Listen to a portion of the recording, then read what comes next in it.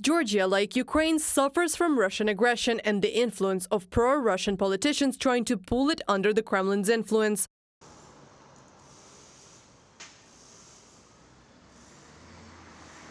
As a result, on March 7, 2023, mass peaceful protests began in Georgia due to the parliament's support of the draft law on foreign agents. Special forces dispersed the protesters and completely occupied the territory adjacent to the parliament, using water cannons and tear gas.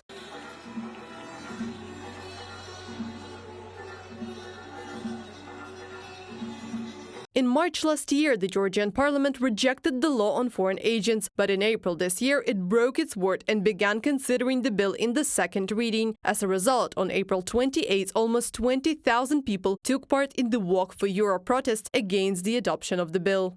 The situation is not easy, it's very difficult, but I don't have even the slightest doubt that this bill will fail, and that in the end we'll get the Georgian dream, which is clearly pro-Russian, out of power, because we will not come to terms with this, even if there are difficulties ahead, no way. We cannot make peace with orders coming from Moscow, or the fact that our government is carried out directives received from the Kremlin. We won't just quietly agree to this anymore. Critics consider the so-called law on foreign agents to be an analog of the Russian law adopted in 2012. According to the document, media outlets and civil society organizations that receive funding from abroad will be granted the status of agents of foreign influence. As a result, it led to systematic repressions of non-state media in Russia. A large part of public, they think that Georgian government doesn't represent